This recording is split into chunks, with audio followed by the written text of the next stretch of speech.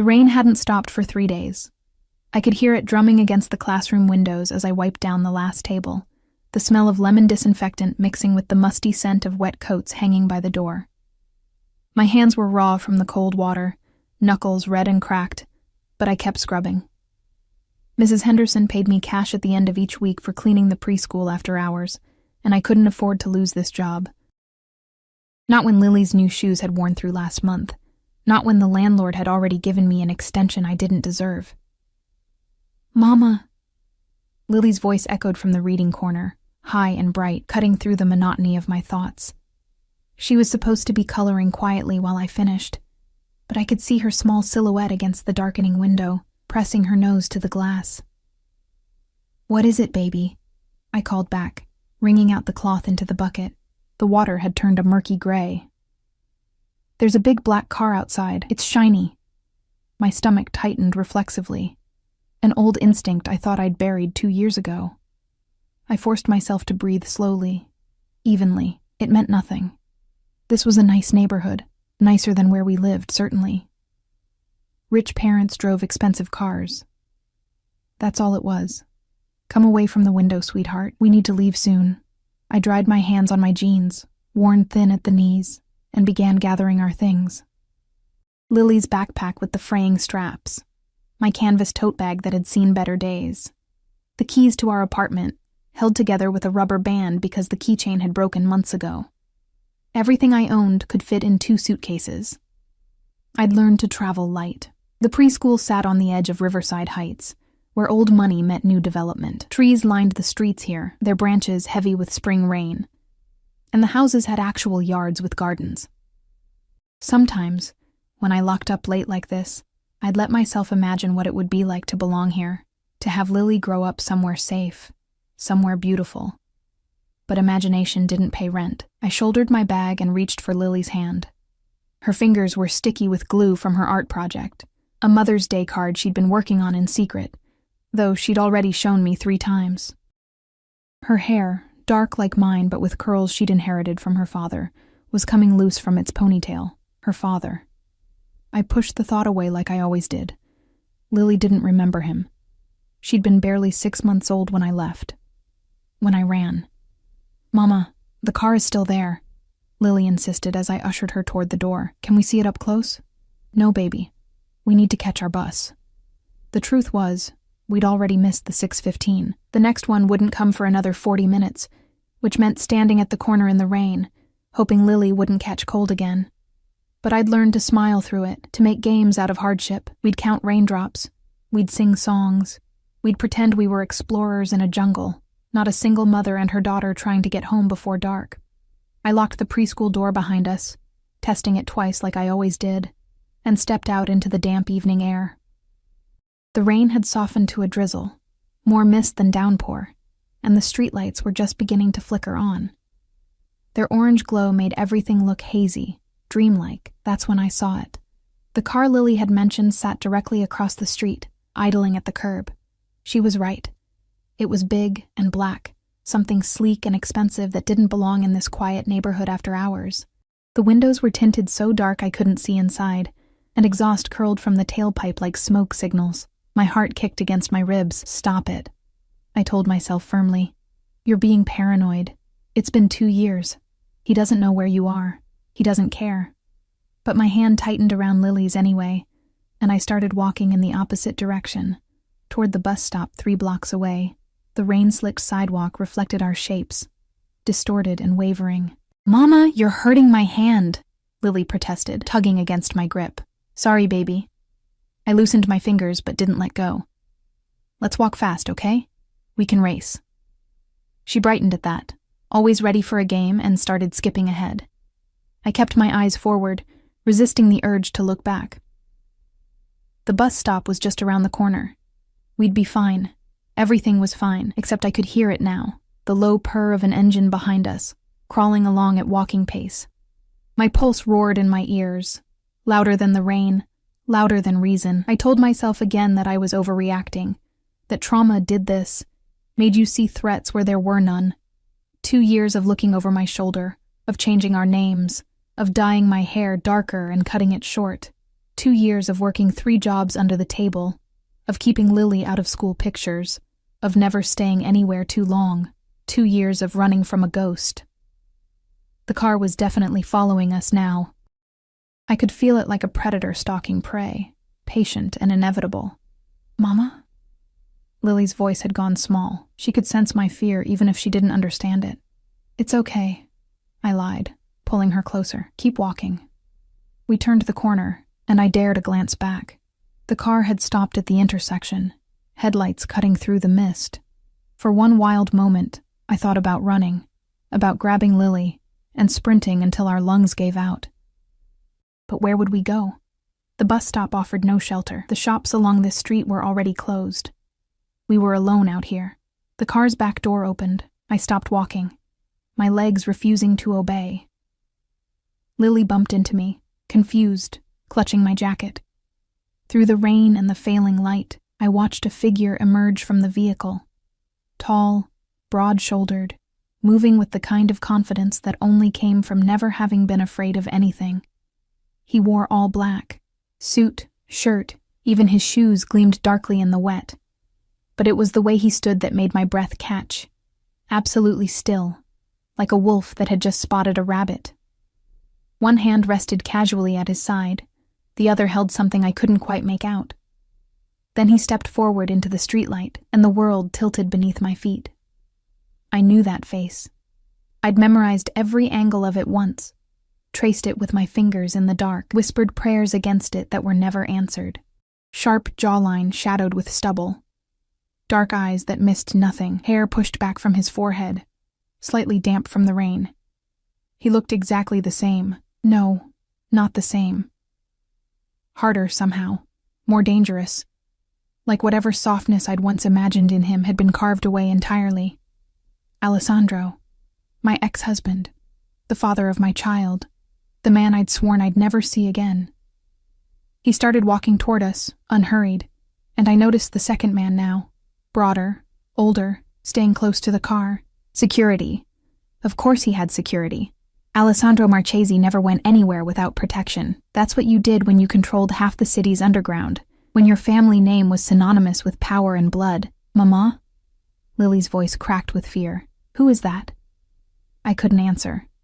My throat had closed completely, words dying before they could form. Alessandro was 20 feet away now, 15, close enough that I could see the rain catching in his hair. He wasn't looking at me. His gaze was fixed entirely on Lily, and something in his expression made my maternal instincts scream. I stepped in front of her, blocking his view with my body. "Stay away from us." My voice came out steadier than I felt, though my whole body was shaking. Alessandro stopped maybe 10 feet away, and for the first time since he'd gotten out of the car, his eyes moved to mine. The impact was physical. I'd forgotten the intensity of his stare, the way it could strip away every defense and leave you feeling naked, exposed. "Emma." He said my name like he was tasting something familiar after a long absence. His voice was exactly as I remembered, low, controlled, with that slight accent that only appeared around certain words. "It's been a long time." "Not long enough," I managed, though my voice was shaking now too. "How did you find us?" Something flickered across his face. Disappointment, maybe, or anger. It was hard to tell with Alessandro. He'd always been impossible to read unless he wanted you to see what he was feeling. "Did you really think you could disappear?" He took another step closer, and I took one back, keeping Lily behind me. "That I wouldn't look for you? For her?" The emphasis on the last word sent ice through my veins. I'd known this moment might come someday. I'd prepared speeches in my head, practiced what I'd say if he ever found us, but now, faced with the reality of him, the solid, undeniable presence of Alessandro Marchesi in the flesh, every word evaporated. "You have no right," I said instead, my hands curling into fists. "We have a custody agreement. You signed the divorce papers. You agreed to stay away. I signed a lot of things I regret." His gaze dropped briefly to Lily, who was peeking around my legs now, curious despite her fear. When he looked at her, his expression softened in a way I'd never seen before. Hunger mixed with something that might have been longing. "She's beautiful. Don't." The word came out sharp, protective. "Don't look at her like that. Don't talk about her. You don't know anything about her." Whose fault is that? The question hung in the air between us, heavy with accusation. Part of me wanted to scream at him, to list every reason I'd had for leaving, every moment of fear and control and suffocation that had driven me out in the middle of the night, with nothing but my baby and a bus ticket. But Lily was listening, and there were some truths children shouldn't hear. Alessandro seemed to realize this too. His jaw tightened, and he looked past me again, studying our daughter with an intensity that made my skin prickle. I could almost see him cataloging details, her dark curls, her wide brown eyes, the way she was gripping my jacket with both hands now. "What's your name?" he asked her directly, his voice gentler than I'd ever heard it. Lily looked up at me for permission. I wanted to tell her to stay quiet, to pretend he didn't exist. But I could see the confusion in her face, the question forming that I'd been dreading for 2 years. "Who is this man?" "Lily," she said finally, so quietly I almost didn't hear her. "I'm Lily." Alessandro's expression cracked for just a second, raw emotion bleeding through before he locked it away again. He crouched down to her level, still keeping his distance, and I saw him swallow hard. "Lily," he repeated, testing the name. "That's a beautiful name. Did your mama choose it?" She nodded, pressing closer to me. "She has good taste." His eyes lifted to mine again, and this time there was no mistaking what I saw there. Possession, barely restrained. "We need to talk, Emma. Alone." "No." The refusal was automatic, final. "There's nothing to talk about. The divorce is finalized. You need to leave us alone. I don't think you understand your situation." Alessandro rose to his full height, and just like that, the dangerous man was back, the brief glimpse of vulnerability gone. "You took my daughter and disappeared without a trace. Do you have any idea what I could do with that information? How many laws you've broken?" My heart hammered against my ribs. "You wouldn't I?" He tilted his head, studying me like I was a puzzle he was solving. "I've spent 2 years looking for you, Emma. 2 years hiring investigators, calling in favors, turning over every stone in this city. Do you know what that kind of obsession does to a man?" The word obsession sent chills down my spine. I remembered that look in his eyes toward the end of our marriage, the way he'd monitor my phone, question every absence, demand to know where I was at every moment. It had started as protectiveness, or so I'd told myself. By the end, it had been a cage with no key. "Lily," I said quietly, not taking my eyes off Alessandro. "Go wait by the bus stop. I'll be right there." "But, Mama..." "Now, baby. Please." She hesitated, clearly torn between obedience and fear. Finally, she released my jacket and scurried past us, throwing one worried look back before rounding the corner. I waited until I couldn't hear her footsteps anymore before I spoke. "Listen to me carefully," I said, keeping my voice low and controlled. "I left for a reason. A lot of reasons. And nothing has changed. I don't care how much money you have, or how many people you threaten. Lily is my daughter, and I will do whatever it takes to keep her safe." "Safe?" Alessandro's laugh was bitter. "You think living in poverty, moving from place to place, working yourself to exhaustion, you think that's keeping her safe? I saw where you live, Emma. That apartment building is a safety hazard. The neighborhood is dangerous, and you're so busy working 3 jobs that you barely see her." Heat flooded my face, shame mixing with anger. "You've been watching us." "Of course I've been watching you." He moved closer, and this time I didn't back away. We were inches apart now, close enough that I could smell his cologne, something dark and expensive that brought back memories I'd tried to forget. "Did you think I'd just let you go, that I'd move on and forget about you?" "I hoped you would. Then you hoped wrong." His hand came up, and I flinched instinctively. He froze, something like pain crossing his face, and lowered his arms slowly. "I'm not going to hurt you, Emma. I never hurt you. You didn't have to hit me to hurt me." The words hung between us, honest and brutal. Alessandro's jaw worked, his eyes searching mine for something I wasn't going to give him. "I want to know my daughter," he said finally. "I want to be part of her life." Is that really so unreasonable? Every instinct screamed at me to refuse, to grab Lily and run again, to disappear into the night like I'd done before. But I was tired, so desperately tired of running, of looking over my shoulder, of wondering when this moment would come. And standing here in the rain with Alessandro Marchesi staring at me like I was something he'd lost and finally found, I realized with sinking certainty that running wasn't an option anymore. He'd found us. He would always find us. "What do you want?" I asked, my voice barely above a whisper. Alessandro's expression shifted, something dark and satisfied sliding into place. He stepped even closer, until I could feel the warmth radiating from his body despite the cool evening air. "I want what's mine," he said simply. "And make no mistake, Emma, you were always mine, both of you." Before I could respond, before I could process the weight of those words, he reached into his jacket and pulled out what he'd been holding earlier, an envelope, thick and official-looking. "A car will pick you up tomorrow morning," he said, pressing it into my hands. 9 o'clock. "Don't make me come get you." Then he turned and walked back to the sleek black car, leaving me standing alone in the rain with an envelope that felt like a death sentence, and a future that had just collapsed into something I couldn't control. I didn't sleep that night. The envelope sat on our kitchen table like a bomb waiting to detonate, catching the weak light from the single bulb overhead. I'd opened it the moment Lily fell asleep, my hands trembling so badly I'd nearly torn the contents. Inside was a single card, heavy stock, embossed with initials I recognized, and an address in the financial district. No explanation, no request, just an expectation that I would obey. The audacity of it made my blood boil. I paced our tiny apartment, my footsteps echoing off walls so thin I could hear Mrs. Chen snoring next door. The space was exactly as Alessandro had described it, cramped, outdated, with water stains on the ceiling and a radiator that clanked ominously through the night. But it was ours. I'd found it myself, paid the deposit with money I'd earned, signed the lease with a name that wasn't connected to the Marchesi family or their empire of violence. Now all of that felt like a child's attempt at hiding, naive and ultimately pointless.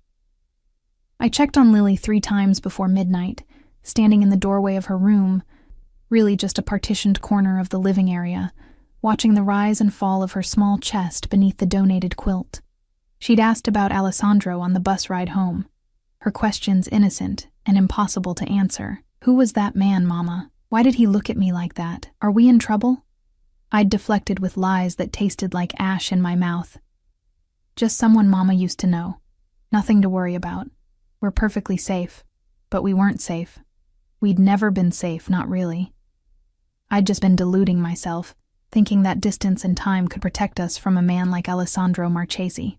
At 3 in the morning, I finally collapsed onto the second-hand couch, exhaustion overwhelming fear. My last conscious thought was of his eyes in the rain, the way they'd tracked over Lily with such naked hunger that every maternal instinct in me had screamed danger. The knock came at exactly 9 o'clock. I'd been awake since dawn, had dressed Lily in her best outfit. A dress I'd found at a thrift store, pale blue with only one small stain near the hem. She'd protested about missing preschool until I'd bribed her with the promise of pancakes later. Now she sat on the couch with her coloring book, humming softly, oblivious to the dread pooling in my stomach. Through the peephole, I could see a man in a dark suit, his posture military straight, his face professionally neutral. Not Alessandro. One of his people. My hand hovered over the doorknob. I could refuse. I could call the police, file a restraining order, fight this with every legal means available. But the memory of Alessandro's expression last night, that cold certainty, told me exactly how useful the law would be against him. The Marcheses didn't play by normal rules. They owned judges, politicians, entire precincts. Fighting them through official channels would be like trying to stop a flood with a paper cup. I opened the door. "Mrs. Marchesi," the man said, and I flinched at the name I'd worked so hard to shed. "The car is waiting." "It's Ms. Hart now," I corrected, though we both knew it didn't matter. I grabbed my purse, really just a worn canvas bag, and called for Lily. "Come on, baby. We're going for a ride." Her face lit up with excitement that made my chest ache. She loved cars, loved anything that broke the monotony of our careful, constrained life. She practically skipped to the door, her hand finding mine automatically. The vehicle waiting outside was different from last night's, a black SUV with windows just as dark, just as impenetrable. The driver opened the back door without speaking, and I lifted Lily inside before climbing in after her. The interior smelled of leather and something expensive, and the seats were so soft that Lily immediately started bouncing, testing their give. "Sit still, sweetheart," I murmured, buckling her in. My own seatbelt clicked into place with a sound that felt too much like a lock engaging. We drove in silence through morning traffic, Lily's nose pressed to the window as the city scrolled past. I watched the neighborhoods change from our rundown corner of the South End, through the gentrifying warehouse district, into the gleaming steel and glass of the financial district, where buildings scraped the sky and people in expensive suits hurried past with phones pressed to their ears. The car pulled into an underground garage, security gates sliding open before we even reached them. My pulse quickened. This was real. This was happening. In moments, I'd be face to face with Alessandro again, and this time Lily would be there to witness whatever confrontation followed. We parked near a private elevator, and the driver came around to open our door. "Top floor," he said, gesturing. "Mr. Marchese is expecting you." Of course he was. The elevator was glass-walled, offering a dizzying view of the garage dropping away beneath us as we rose. Lily pressed close to me, suddenly less excited, sensing perhaps the tension radiating from my body. I wrapped my arm around her shoulders and tried to project a calm I didn't feel. The doors opened directly into a penthouse apartment that stole my breath despite everything. Floor-to-ceiling windows overlooked the entire city, the morning sun turning the skyline into something from a postcard. The space was enormous, open plan, with furniture that looked like art pieces, floors of polished marble, and artwork on the walls that probably cost more than I'd earned in my entire life. Everything was precisely arranged, meticulously clean, reflecting the same controlled perfection that Alessandro demanded from everything in his orbit, including me, once. "Mama, it's so big," Lily whispered, her eyes huge as she took it all in. A woman appeared from somewhere deeper in the apartment, older, elegant, wearing a simple dress that probably cost a fortune. "Welcome," she said with a practiced smile. "I'm Teresa. Mr. Marchese will be with you shortly. May I get you something? Coffee? Juice for the little one?" "We're fine," I said quickly, not wanting to accept anything, to owe anything. Teresa nodded as if she'd expected the refusal. "Please make yourselves comfortable. He won't be long." She disappeared through a doorway, leaving us alone in all that expensive space. I kept my grip on Lily's hand, resisting the urge to explore, to touch anything. This wasn't our world. We didn't belong here among the wealth and polish and barely concealed danger. "Ms. Hart." His voice came from behind us, and I spun around, my heart leaping into my throat. Alessandro stood in the entrance to what looked like a home office, and the sight of him in daylight, in his own space, was somehow more intimidating than last night's rain-soaked encounter. He wore another suit, charcoal gray this time, perfectly tailored to his frame, and his hair was still damp from a recent shower. He looked powerful, untouchable, and when his gaze landed on Lily, his entire expression transformed into something softer, hungrier.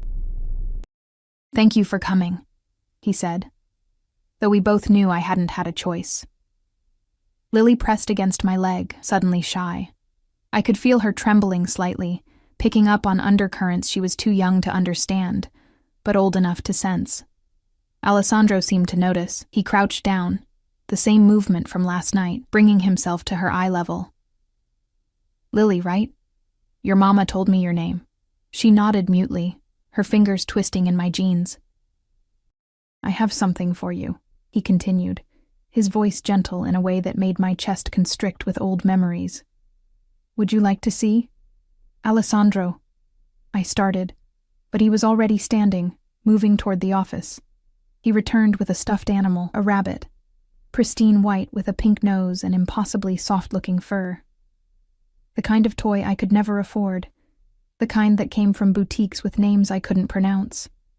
He offered it to Lily, and after a long moment of hesitation, she reached out and took it. Her face lit up with pure joy, and she hugged it to her chest immediately. "What do we say?" I prompted automatically, though the words felt wrong in my mouth. "Thank you," Lily whispered to Alessandro, and something in his face cracked open. Just for a second, before he smoothed it away. "You're welcome, Piccola." The Italian endearment rolled off his tongue naturally. "Why don't you play with your new friend while I talk to your mama? Teresa will show you where the toys are." As if summoned, Teresa reappeared, her smile warm and genuine now as she extended a hand to Lily. "Come with me, sweetheart. We have a whole room full of things that need someone to play with them." Every instinct screamed at me to refuse, to keep Lily close. But I could see the calculation in Alessandro's eyes. He'd arranged this specifically, created a scenario where I'd have to let her go, or make a scene that would upset her. Trapped, I nodded reluctantly. Lily looked back at me once, her new rabbit clutched in her arms. And then she was gone, following Teresa deeper into the apartment. The sound of their footsteps faded, and suddenly, I was alone with Alessandro, in all that vast, expensive space. "You manipulative bastard," I said quietly. Once I was sure Lily couldn't hear, he had the audacity to smile, a real smile, not the careful masks he usually wore. "I prefer strategic. Coffee?" "I don't want your coffee. I want to know what this is about, what you want from us." Alessandro moved to the windows, his back to me, and for a moment he just stood there, silhouetted against the bright morning sky. When he spoke, his voice was different, less controlled, rougher around the edges. "I want to know her. I want her to know me." He turned, and the intensity in his eyes made me take an involuntary step back. "She's my daughter, Emma, my blood. Do you have any idea what it's been like, knowing she existed somewhere and I couldn't find her? Couldn't protect her?" "Protect her?" The laugh that escaped me was bitter. "From what? From you?" "That's exactly what I was doing, Alessandro. Protecting her from your world, your life, your..." "My what?" He moved closer, and I held my ground this time, refusing to retreat. "My money? My ability to give her everything she could ever want? Look at you, Emma. You're exhausted. You work yourself to death for pennies while our daughter wears secondhand clothes and lives in a building that should be condemned." "She's happy," I shot back, my voice rising. "She's safe. She doesn't know about the violence, the criminal empire, the blood on your family's hands. She doesn't know her father." The words were quiet, devastating in their simplicity. "She doesn't know where she comes from. And you can moralize all you want about my choices, about my family's business, but you made a choice too. You stole 2 years of her life from me." Guilt twisted in my stomach, sharp and unwelcome. I'd known this argument would come, had prepared counterpoints, but standing here with him, seeing the genuine pain beneath his controlled exterior, my certainty wavered.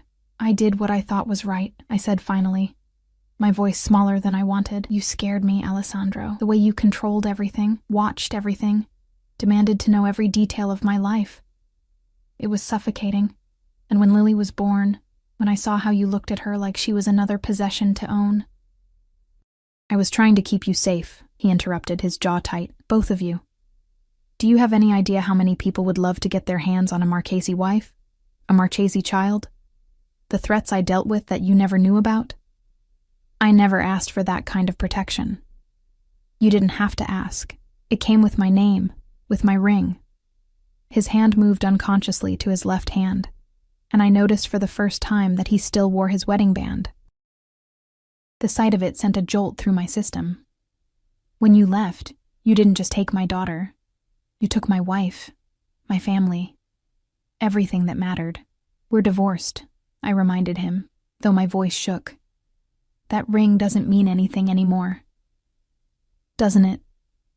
He closed the distance between us in 2 strides, and suddenly he was right there, close enough that I could see the flecks of gold in his dark eyes, smell that cologne that haunted my dreams. "Tell me something honestly, Emma. In 2 years, have you thought about me?" I wanted to lie. God, I wanted to lie so badly. But the truth was written all over my face, in the way my breath caught, in the way I couldn't quite meet his eyes. "Every day," I whispered. "I've thought about you every day, and hated myself for it." Something fierce and possessive flashed across his features. His hand came up slowly, giving me time to move away, and when I didn't, He cupped my face with a gentleness that seemed impossible from a man like him. "I've done things I'm not proud of," he said, his thumb tracing my cheekbone. "Built an empire on fear and loyalty and occasionally blood. But everything I've done, every choice I've made since the day I met you, has been about keeping you safe, about building something strong enough that no one could ever hurt what's mine. I'm not yours anymore, aren't you?" His voice dropped lower, intimate. "Then why are you trembling? Why haven't you pulled away?" "Because I was weak. Because despite everything, despite 2 years of running and rebuilding and promising myself I was over him, one touch from Alessandro Marchesi, and I was drowning all over again. I forced myself to step back, breaking contact. This doesn't change anything. You can't just show up and expect us to fall back into your life. Lily doesn't know you. She doesn't understand who you are or what you do. Then let me show her." His hand dropped to his side, but his eyes never left mine. "Let me be part of her life. Let me give you both the security, the comfort, the protection you deserve. In exchange for what?" I crossed my arms, trying to hold myself together. "What's the price, Alessandro? Because I know you. There's always a price." He smiled, but it wasn't a nice smile. It was the smile of a predator who'd just cornered its prey. "Move back in," he said simply. "You and Lily, into this apartment. Under my protection. Let me be a father to her. Let me be a husband to you again."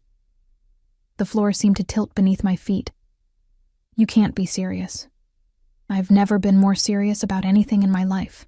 He moved to a side table, picked up a folder I hadn't noticed before, and held it out to me. "These are the custody papers my lawyers drew up. If you refuse, I'll file for joint custody through the courts. And Emma, with my resources, my connections, I'll win. You'll lose at least half your time with her, maybe more given your current living situation." My hands shook as I took the folder, opened it. The legal language swam before my eyes, but certain phrases stood out. Primary custody, supervised visitation, unfit living conditions. "This is blackmail," I breathed. "This is reality." He watched me process it, his expression unreadable. "You can fight me and lose Lily anyway. Spend whatever time you have left with her in courtrooms and custody battles. Or you can be smart. Move in here.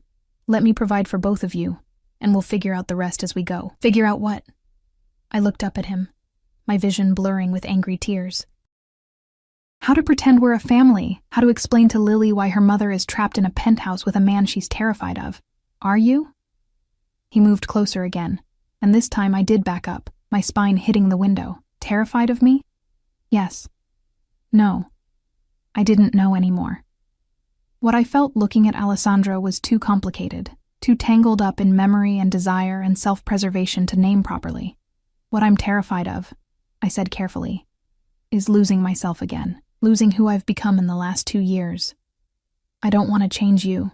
His hand came to rest on the window beside my head, caging me in without actually touching me. "I just want you home, where you belong, where you're safe." "Safe," I repeated, the word bitter on my tongue. "Is that what you call this?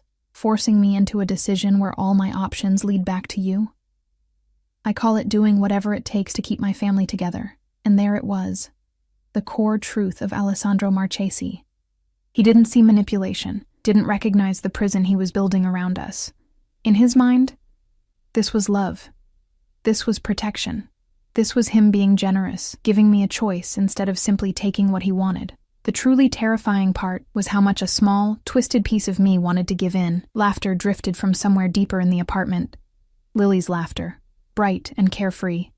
The sound of my daughter happy in a way she so rarely was in our cramped, threadbare life. The sound of possibility, of comfort, of all the things I couldn't give her no matter how hard I worked. Alessandro heard it too. His eyes softened, tracking toward the sound. "She deserves better than what you can provide alone," he said quietly. "You both do. Why is it so hard to accept help?" "Because help implies choice," I shot back. "This is coercion. Call it whatever you want." He finally stepped back, giving me space to breathe. "But you have until tomorrow to decide. Either you and Lily move in here willingly, or I file the custody papers and we let the courts decide. Your choice, Emma. That's not a choice. It's the only one you're going to get." I didn't go home. Instead, I asked Teresa to call us a taxi, ignoring Alessandro's pointed offer of his driver. Lily chattered the entire ride back to our apartment, clutching her new rabbit and describing in elaborate detail the room full of toys she'd discovered. A dollhouse taller than she was, books with actual golden edges, a rocking horse that looked like it belonged in a museum. And Teresa said I could come back anytime I wanted, she finished, her eyes shining. Can we, Mama? Can we go back? I made a non-committal sound, staring out the window as our neighborhood came into view. The contrast was brutal. Broken streetlights, graffiti on the walls, a group of men smoking on a corner who tracked our taxi with predatory interest. This was the reality Alessandro wanted me to see. The reason his ultimatum felt less like a threat and more like an inevitability. Inside our apartment, the walls seemed to close in tighter than before. I sent Lily to wash her hands and then stood in the middle of our tiny living space, the custody papers burning a hole in my bag. 24 hours to decide. 24 hours to choose between the devil I knew and the poverty that was slowly grinding me down. My phone buzzed. An unknown number, but I knew who it was before I even looked. Think about what's best for her, not your pride. I wanted to throw the phone across the room. Instead, I turned it off and shoved it in a drawer. The rest of the day passed in a haze of normalcy that felt surreal. I took Lily to the park. The small, sad one 3 blocks away with broken swings and cigarette butts in the sandbox. I made us dinner from whatever was left in the pantry, pasta with butter and the last can of sauce. I read her stories before bed, my voice steady even as my mind raced with impossible calculations. After she fell asleep, I pulled out the custody papers again and actually read them this time. Alessandro's lawyers were good, terrifyingly good. They documented everything. My irregular employment history, our transient lifestyle, the string of temporary addresses. They'd included photographs of our current building, highlighting code violations I hadn't even noticed. They'd even obtained Lily's medical records, pointing out missed checkups and vaccinations that had slipped through the cracks when we were moving so frequently. On paper, I looked exactly like what I was. A struggling single mother barely keeping her head above water. The alternative they presented was equally stark. Alessandro's penthouse with round-the-clock security, private health care, access to the best schools in the city. A trust fund already established in Lily's name. A future of comfort and opportunity that I could never provide alone. They'd even included character references for Alessandro, business associates, community leaders, people who painted him as a devoted family man, a philanthropist, a pillar of the community. No mention of the Marchesi family business, of course. No mention of the violence that funded his empire. But judges didn't care about rumors and whispers. They cared about what could be proven, what was documented. And on paper, Alessandro Marchesi looked like the perfect father. I must have fallen asleep at the table because I woke to Lily shaking my shoulder, her face concerned in the early morning light. "Mama, you slept in your clothes," she said, and I could hear the worry in her voice. "Are you sick?" "No, baby." I pulled her into my lap, breathing in the baby shampoo scent of her hair. "Just tired. How about we skip preschool today and do something fun?" Her face lit up, and guilt twisted in my chest. She was so easy to please, so ready to find joy in the smallest things. She deserved better than this constant state of barely managing. We spent the morning at the library, free entertainment, free heating, free escape from the choice looming over me. Lily picked out a stack of picture books while I pretended to read, my eyes scanning the same page over and over without comprehension. My deadline was approaching. In hours, Alessandro would expect an answer. Around noon, my phone buzzed again. I'd turned it back on out of habit, and now I regretted it. Another message from the unknown number. "The car will arrive at 6 p.m. Be ready, both of you. No question mark. No. Please." Just the absolute certainty that I would comply, my hands curled into fists around the phone. Every fiber of my being wanted to refuse, to take Lily and run again, to disappear into another city under another name. But I was so tired of running, and more than that, I was terrified that this time, he wouldn't just find us.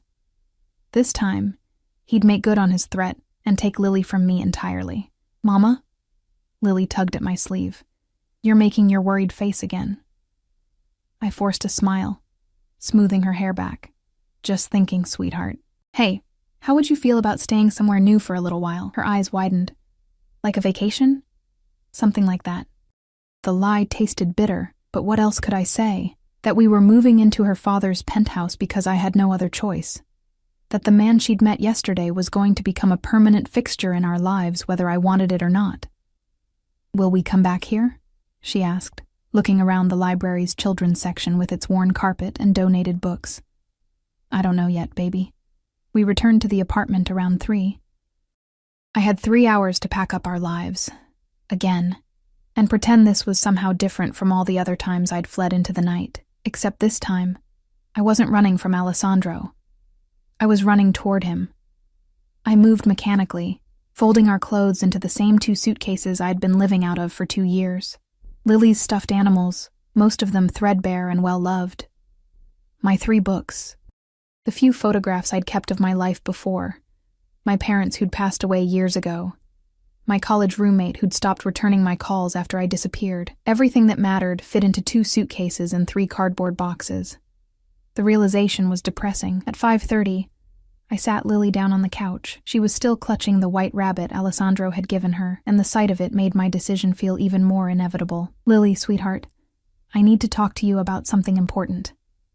She set down her rabbit, her expression going serious in that way children did when they sensed adult gravity. Are we in trouble? No, baby. But remember the man from yesterday? The one in the nice apartment? She nodded slowly. His name is Alessandro, and he's... I swallowed hard, forcing out words I'd never planned to say. He's your father. Lily blinked at me, processing. I could see the wheels turning in her young mind, trying to reconcile this information with the story she'd been told her entire life. That her daddy had gone away before she was born. That it was just the 2 of us against the world. My daddy? She repeated, testing the word. Like Emily's daddy who picks her up from school? Yes, like that. My throat felt tight. He wants to get to know you, to spend time with you, and he's invited us to stay with him for a while. In the big apartment with all the toys? Her eyes lit up, and I hated how easily swayed she was by material things. Then again, she was 4 years old. 4-year-olds didn't understand the cost of luxury. The strings attached to comfort. Yes, in that apartment. Can I bring my rabbit? You can bring everything. She seemed to consider this, her little face serious. Then she looked up at me with those big brown eyes, Alessandro's eyes, and asked the question I'd been dreading. Don't you like my daddy, Mama? The question pierced straight through me. How did I explain to a 4-year-old the complicated tangle of fear and attraction, resentment and longing that Alessandro Marchesi inspired in me? How did I tell her that yes, I'd loved him once, desperately, and that love had nearly destroyed me? It's complicated, baby, I said finally, pulling her close. But I promise you, no matter what happens, you're safe. I'll always keep you safe. She hugged me back, trusting, innocent. I know, Mama. You're the best at keeping me safe. The words felt like knives. At exactly 6 o'clock, a knock sounded at the door. Not the driver from this morning. Alessandro himself stood in the hallway, looking entirely out of place in our rundown building. He'd dressed down slightly. Dark jeans, a black sweater, leather jacket. But even in casual clothes, he radiated power and money. Drawing stares from Mrs. Chen, who'd cracked her door to peek out. His eyes scanned our apartment in one swift assessment, taking in the packed boxes, the suitcases by the door. When his gaze returned to me, there was satisfaction there, and something else. Relief, maybe. You're ready, he observed. Did I have a choice? I kept my voice low, mindful of Lily playing with her rabbit in the corner. You always have a choice, Emma. You just don't always like the options.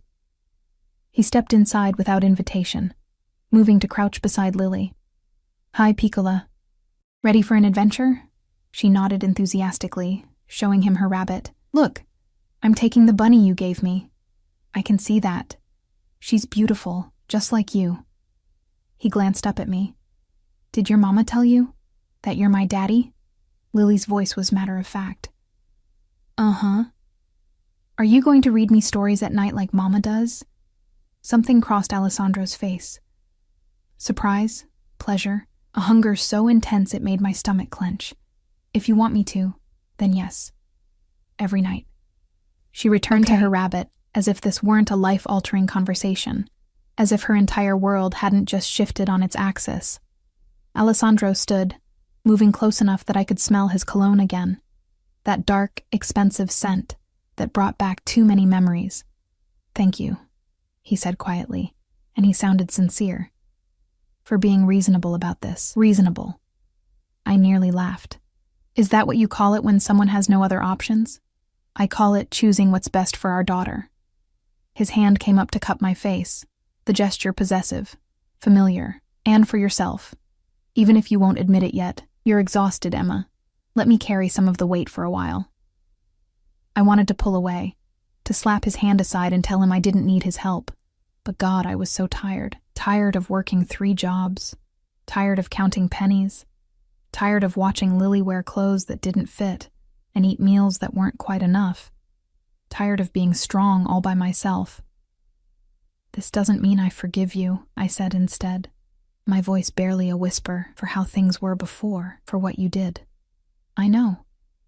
His thumb traced my cheekbone, gentle despite the darkness in his eyes.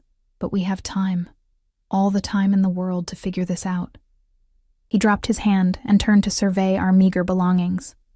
With a single phone call, he summoned people, 2 men in suits who appeared within minutes to carry our boxes and suitcases.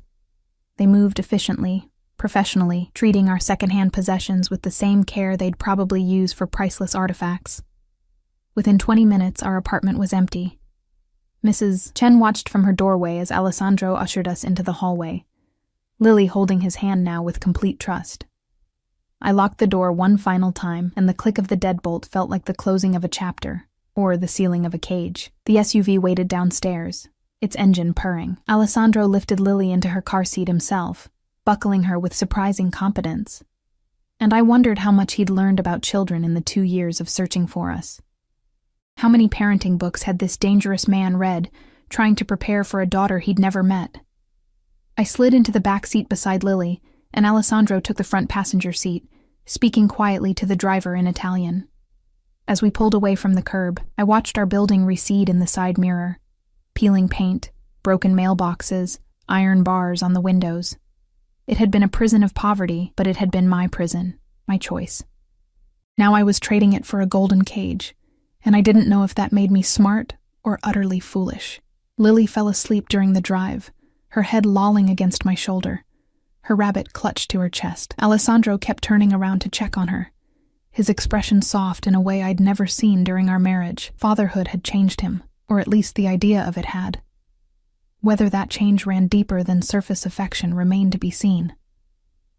We arrived at the financial district building as twilight was settling over the city.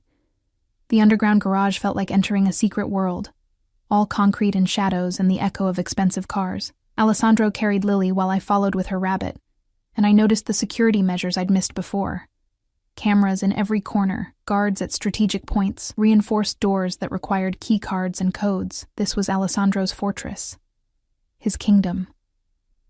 And I was walking into it willingly, bringing our daughter with me.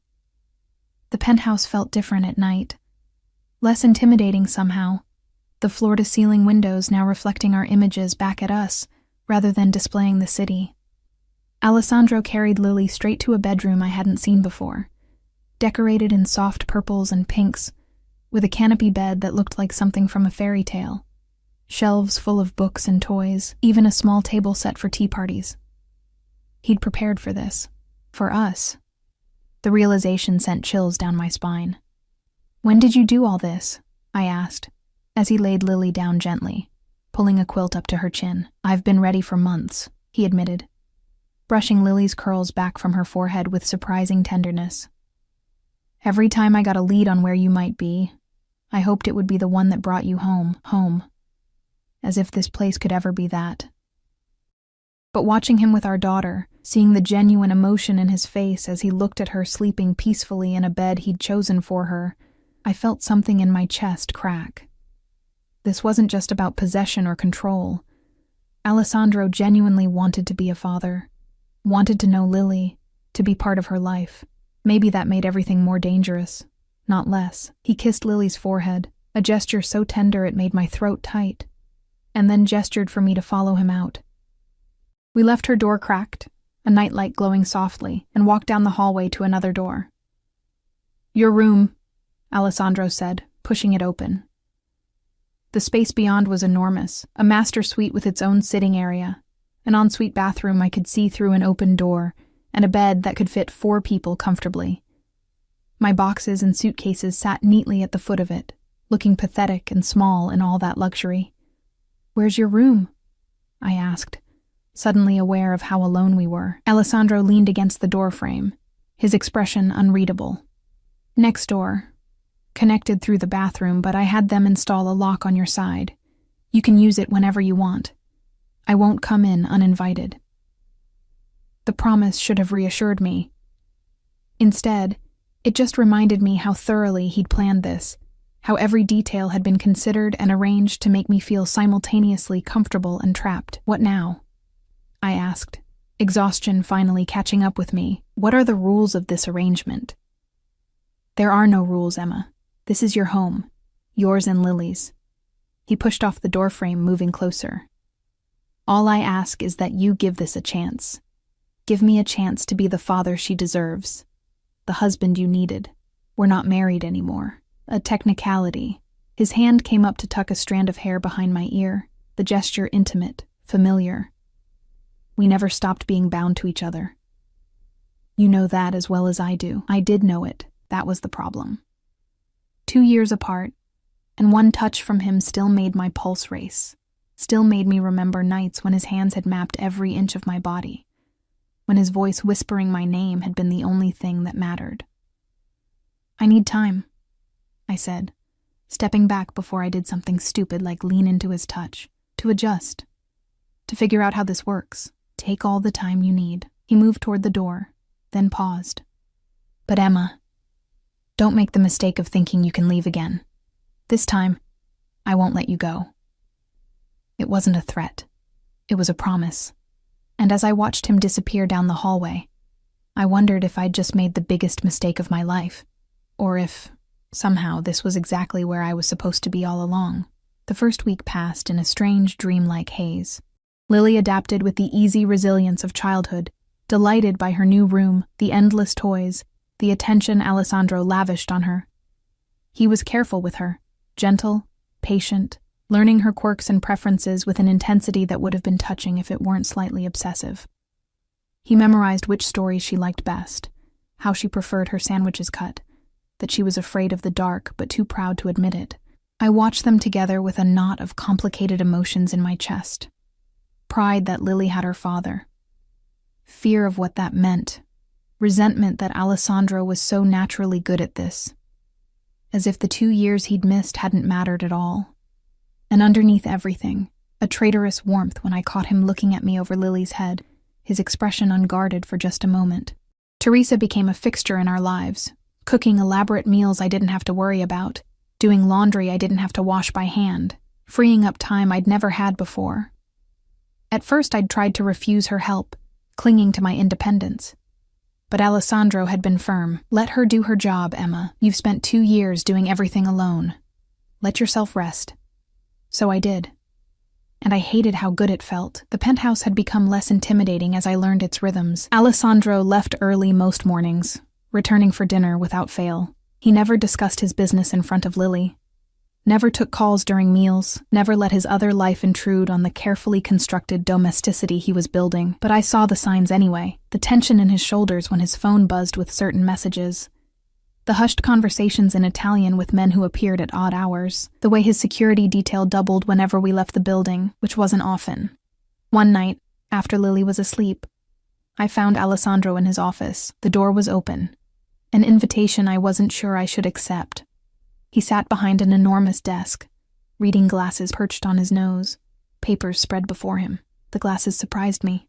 I'd never seen him wear them before. "She asked about school today," I said from the doorway. Alessandro looked up, and even with the glasses, his gaze was sharp. "What did you tell her?" "That we'd talk about it." I stepped inside, my bare feet silent on the hardwood. I'd gotten comfortable here despite myself, wearing the silk pajamas Alessandro had bought without asking my size, knowing somehow that they'd fit perfectly. She needs structure, Alessandro. Friends her own age, normalcy. I've already enrolled her in St. Catherine's Academy. They have an opening in their pre-kindergarten program. He removed his glasses, setting them aside. Best security in the city, small class sizes, vetted teachers. You enrolled her without asking me? I knew you'd agree once you thought about it rationally. He stood, moving around the desk with that predatory grace I'd never gotten used to. She starts Monday. I've arranged for a driver to take you both, and there will be security. No, the word came out sharper than I intended. If you want her to have a normal childhood, you can't surround her with bodyguards. The other children will notice. She'll be marked as different.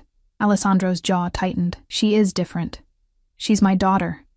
That makes her a target. To who? Your enemies? The people you've crossed in your business dealings? I crossed my arms, anger rising. Maybe if you weren't involved in, careful. His voice went cold, dangerous. You don't know anything about what I do or why I do it. You made sure of that when you left. I left because I couldn't breathe. The words burst out of me. 2 years of pent-up frustration finally finding release. Because every decision was made for me. Every move monitored. Every friend questioned. You didn't have a wife, Alessandro. You had a possession. Something flickered in his eyes. Hurt, maybe, or anger. It was hard to tell with him. He moved closer, and I held my ground even though my instincts screamed to retreat. Is that what you think? His voice was low, controlled. That you were just a possession to me, weren't I? I challenged. Everything about our marriage was about control. What I wore, where I went, who I saw. You said it was for my protection, but it was really about ownership. About making sure nothing and no one could take me away from you. And they didn't. He was right in front of me now, close enough that I could feel the heat radiating from his body until you took yourself away, until you disappeared in the middle of the night like I was some kind of monster you needed to escape. You scared me, I whispered, the admission costing me. The intensity of your feelings, the way you watched me constantly, the way you'd get when other men even looked at me. It was too much. I felt like I was drowning. Alessandro's hand came up to cup my face, his thumb tracing the line of my jaw. I loved you, he said simply. I still love you. And yes, maybe I held on too tight. Maybe I didn't know how to love someone without trying to protect them from everything, including themselves. But Emma, his voice dropped lower, more intimate. I never wanted to cage you. I wanted to keep you safe. Those can be the same thing. They don't have to be. His other hand found my waist, and I knew I should step back, should maintain distance, should remember all the reasons I'd left. But my body betrayed me, leaning into his touch like a flower toward sunlight. Stay with me, Emma. Not because you have to, but because you want to. Let me prove I can be different, that we can be different. Alessandro. I started, but he cut me off with a kiss. It wasn't gentle. It was 2 years of longing and frustration, and desperate need compressed into a single moment of contact. His mouth claimed mine with a possessiveness that should have terrified me, but instead set every nerve ending on fire. My hands found his chest, and I couldn't tell if I was pushing him away or pulling him closer. He broke the kiss first, breathing hard, his forehead resting against mine. Tell me you don't feel this, he demanded. Tell me you don't still want me and I'll back off. I'll give you space, time, whatever you need. I couldn't. God help me, I couldn't lie about this. My body remembered his too well, responded to him too readily. 2 years apart hadn't changed the fundamental truth that Alessandro Marchesi had gotten under my skin, into my blood, and no amount of distance had been enough to exorcise him. I feel it, I admitted, my voice shaking. But feeling something doesn't make it right, doesn't make it healthy. Then we'll figure out how to make it healthy. His hands tightened on my waist, not painful, but insistent. Together, as a family. That's all I'm asking for. A chance to do this right. Before I could respond, before I could think through the implications of what he was offering, Lily's voice called out from her room. Mama, we broke apart instantly. The spell shattered. I pressed my hands to my flushed cheeks, trying to compose myself while Alessandro adjusted his shirt, his expression shifting from intense to carefully controlled. "I'll check on her," he said, moving toward the door. Then he paused, looking back at me. "Think about what I said, Emma. About us. About giving this a real chance." He left before I could answer, and I stood alone in his office, my lips still tingling from his kiss, my heart racing with fear and want and confusion. Through the doorway, I could hear him talking to Lily in that gentle voice he reserved for her. And despite everything, despite all my reservations and fears, a small, traitorous part of me whispered, "What if he's right? What if we could make this work?" I pushed the thought away and headed back to my room, locking the bathroom door between our spaces like I did every night. But as I lay in bed, staring at the ceiling, I couldn't stop thinking about his hands on my waist, his mouth on mine, the way my entire body had responded to him like no time had passed at all. This was dangerous. This was exactly how I'd gotten lost the first time, drowning in Alessandro's intensity until I couldn't remember who I was without him. But as I drifted toward sleep, I couldn't help but wonder if maybe, just maybe, drowning wouldn't be so bad if I knew he'd be there to pull me back up. 3 months changed everything. Lily thrived at St. Catherine's Academy, making friends with an ease that both delighted and terrified me. She came home each day bubbling with stories about her teacher, her classmates, the art projects and playground adventures that filled her world. Alessandro had compromised on the security. One discreet guard who stayed in the car during drop-off and pickup, invisible to the other children but close enough to intervene if needed. I'd started working again too, though not out of necessity. Alessandro had made it clear that money wasn't an issue, that I could focus entirely on Lily if I wanted, but I needed something that was mine, some piece of independence in this gilded life he'd built for us. So I'd taken a part-time position at a gallery in the arts district, curating exhibitions and working with artists who reminded me of the person I'd been before marriage, and motherhood had redefined me. Alessandro hadn't objected. In fact, he'd seemed pleased, proud even, when I'd told him about the job. "You should do what makes you happy," he'd said. And I'd searched his face for the controlling man I remembered, but I'd found only sincerity. He was different now. Or maybe I was seeing him differently. The protectiveness was still there, would always be there, woven into the fabric of who he was, but it manifested in subtler ways. He asked about my day instead of demanding an itinerary. He trusted me to make decisions about Lily's schedule, her activities, her life. When I went out with colleagues after work, he texted to make sure I was safe, but didn't send a car to follow me. It was progress. Real, tangible progress. And the chemistry between us? That hadn't dimmed at all. If anything, it had intensified, simmering beneath every casual touch, every shared glance across the dinner table, every good night that ended with him walking me to my door, but never crossing the threshold. He was keeping his promise, not coming in uninvited, giving me time and space to decide what I wanted. The problem was, I was starting to know exactly what I wanted, and it terrified me. It happened on a Saturday in late autumn. Alessandro had taken the day off, a rarity, and suggested we go to the park as a family. The word had slipped out naturally, and neither of us had corrected it. We were a family, whether I was ready to admit it or not. Riverside Park was spectacular in October, the trees ablaze with color, the air crisp and clean. Lily ran ahead, her laughter carrying back to us as she chased falling leaves. Alessandro and I walked behind her, close enough that our shoulders brushed occasionally, far enough that we maintained the careful distance we'd been preserving for months. "She's happy," Alessandro said, watching Lily with an expression that made my chest ache. "Really happy. I see it in her eyes every day." "She is," I agreed. "This life, what you've given her, it's more than I ever could have provided alone. What you gave her was more important." He looked at me, and the intensity in his gaze made my breath catch.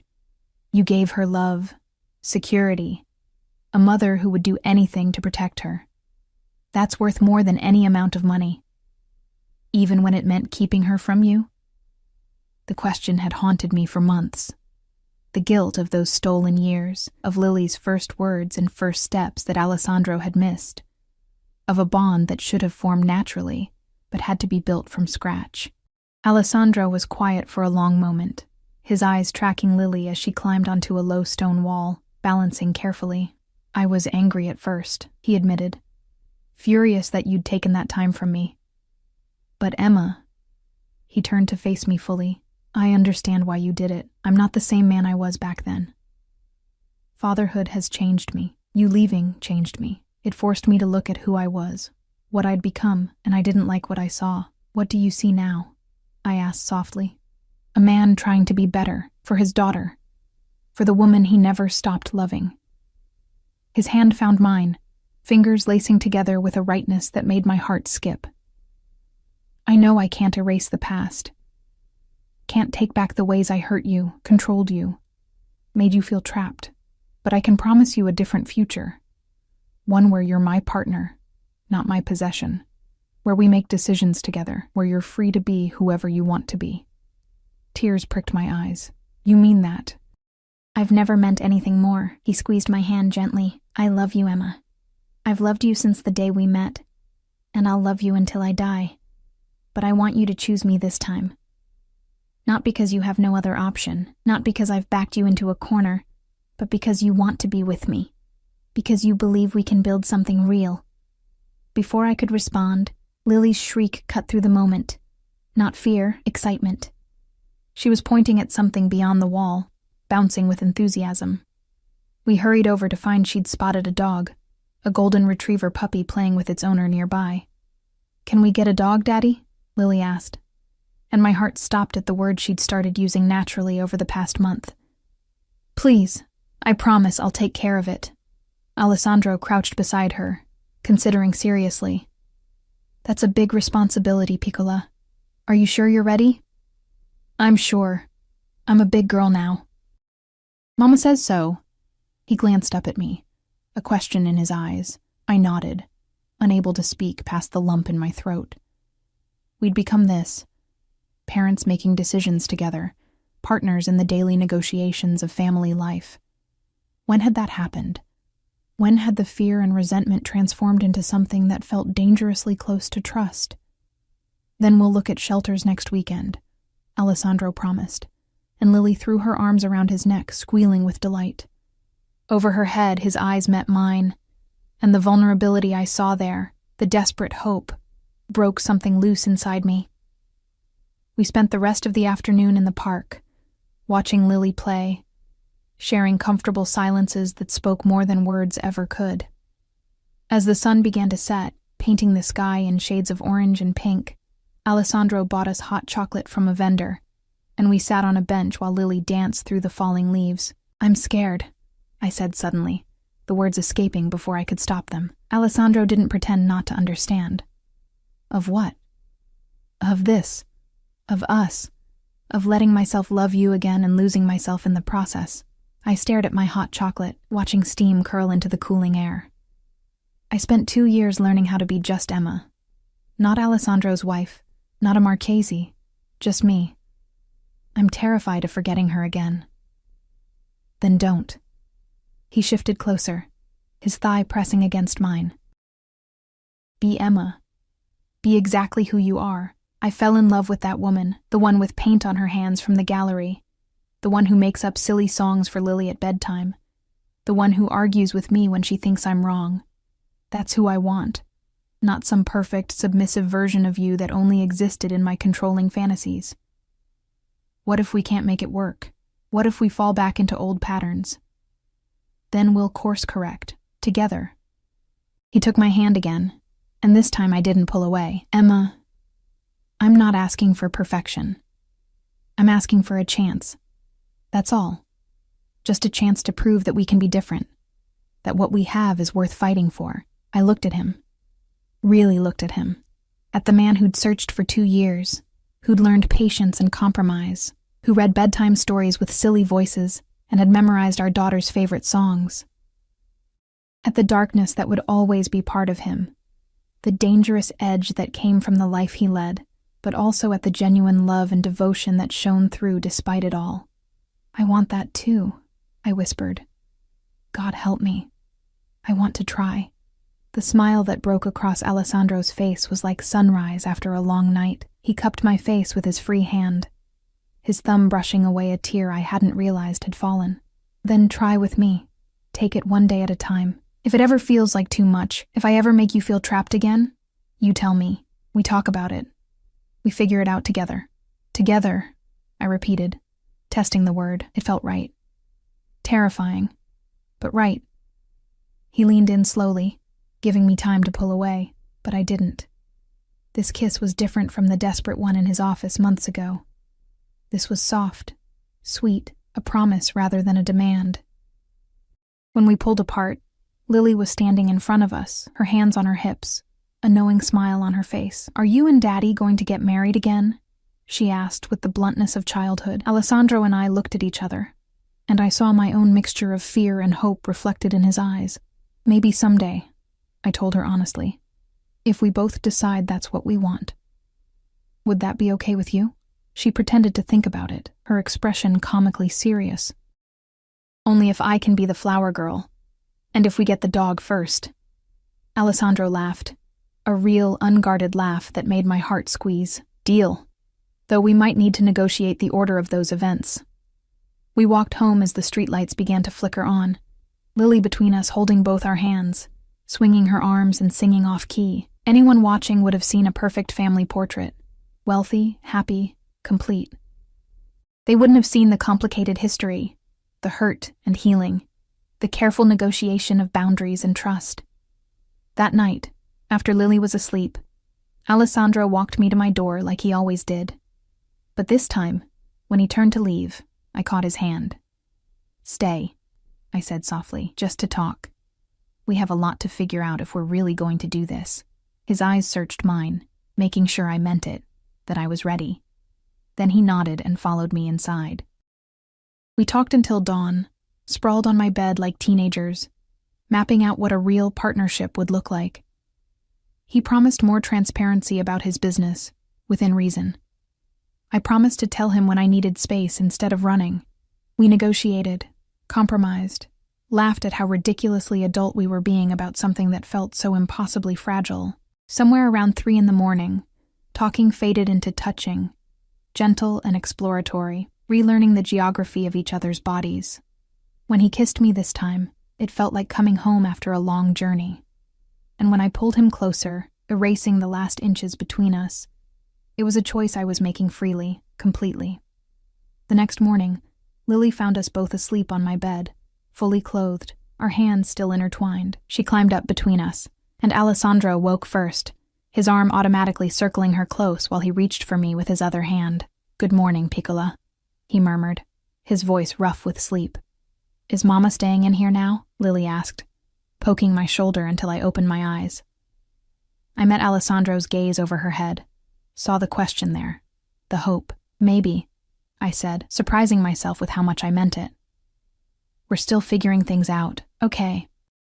Lily accepted this with the easy adaptability of childhood. "Can we have pancakes?"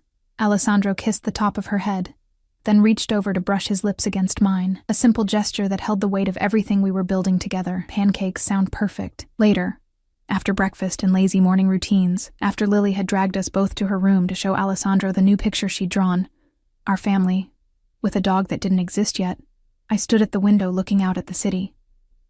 Alessandro came up behind me, his arms wrapping around my waist, his chin resting on my shoulder. "Regrets?" he asked quietly.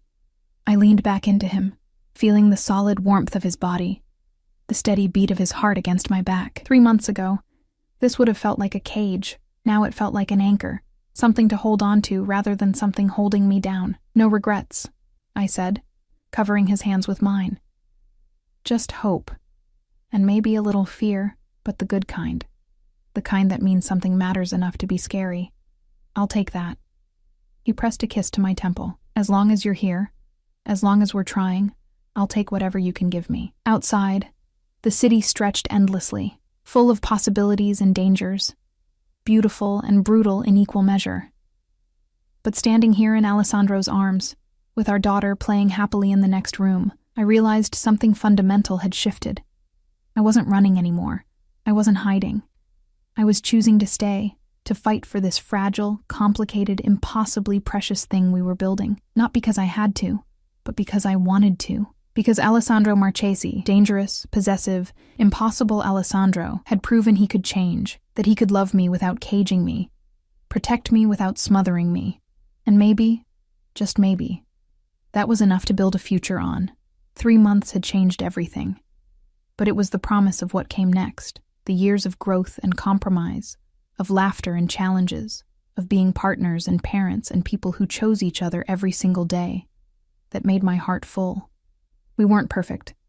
We'd stumble, argue, need to recalibrate our boundaries again and again, but we'd do it together, and that made all the difference. I love you, I said, turning in his arms to face him. I'm still scared, and I'm still figuring this out, but I love you. I think I always have.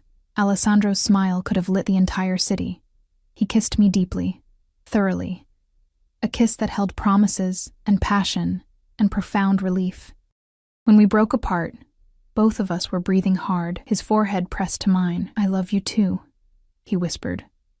Both of you. My whole world, right here in my arms.